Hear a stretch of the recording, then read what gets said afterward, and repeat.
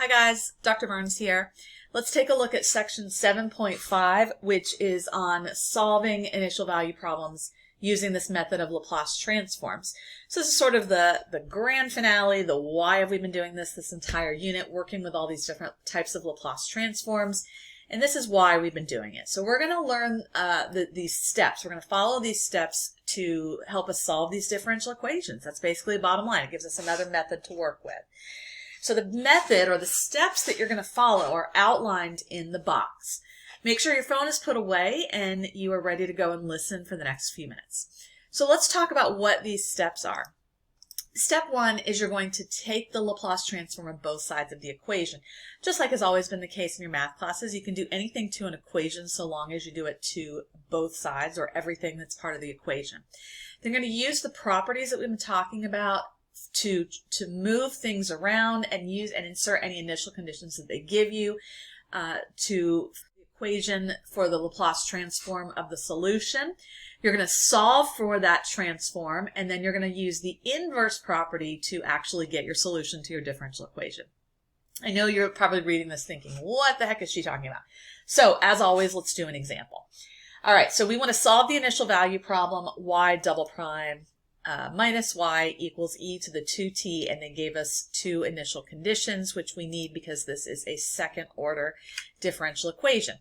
So we're going to use this method of Laplace transforms, and step one says that we are going to take the Laplace of both sides. So I would write this as the Laplace. Now, you can do this a couple different ways. I like to go ahead and just write the Laplace in front of every term that's up there. So I'm going to say the Laplace of y double prime minus the Laplace of y is equal to the Laplace of e to the 2t. Because remember, we've talked about properties of the Laplace that we can break it up using this method. And of course, if you have a constant, remember, you can put that in the front. So then here's where all those properties we've been working with are going to come into play. Now, you'll notice in the last part of this chapter, there's a section in your packet called the summary section. I've put this here because I want you to have quick access to these properties and to these common Laplace transforms. And here's what I'm talking about. This table right here summarizes those properties we talked about back in 7.3.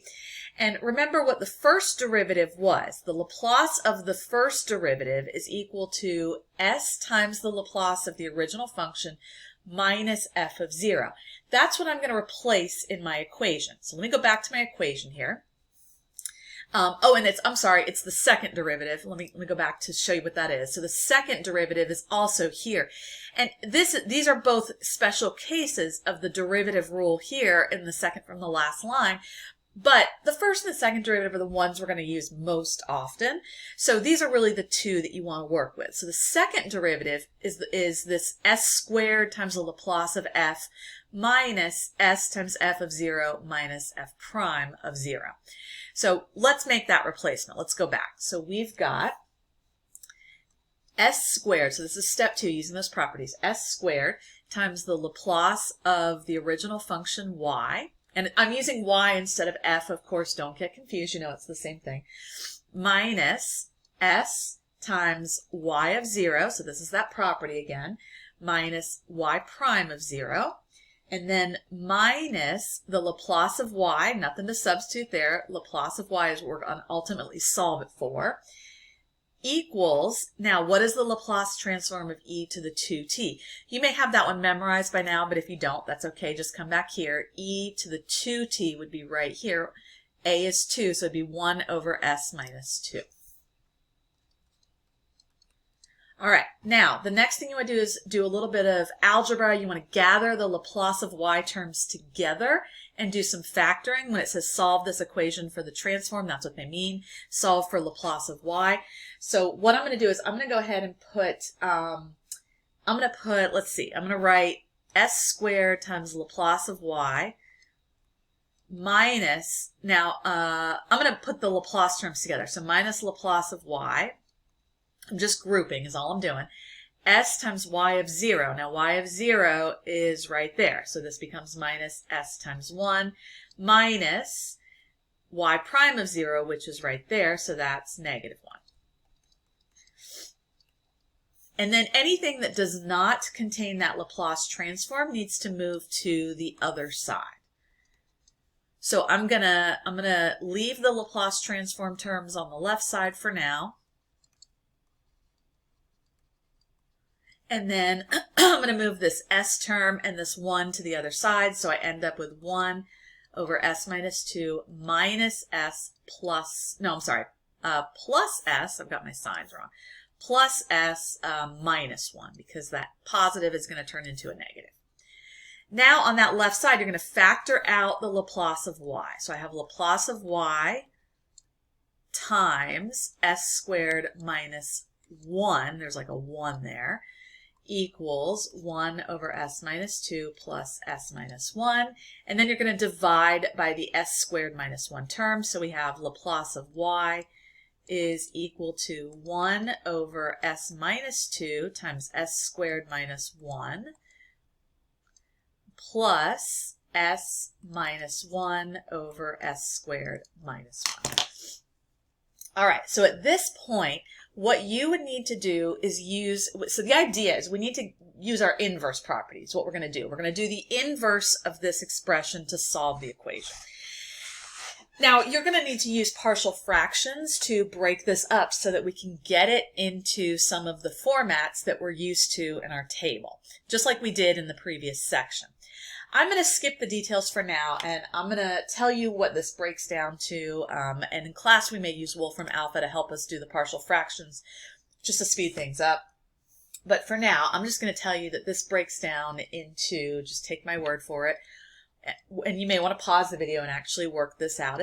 This one's not terrible. S minus 1 over s squared minus 1, that factors, so reduce that out first.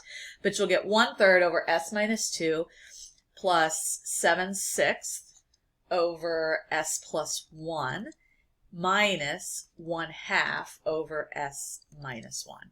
So then my solution to the original differential equation is going to be the inverse Laplace of these three terms. So we've got 1/3 over s minus 2 plus 7/6 over s plus 1 minus 1/2 over s minus 1. And this is where, once again, our favorite chart right here comes into play. And I will give you this chart, this exact paper on the test. So you don't have to have any of this memorized. You just, like I said, have to recognize them when you see them.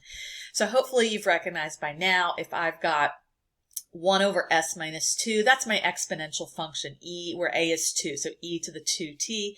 So this is going to be 1/3 is a coefficient. So 1/3 e to the 2t plus 7 over 6 times e to the a would be -1 there, so -t minus 1/2 e to the a would just be 1, so e to the t.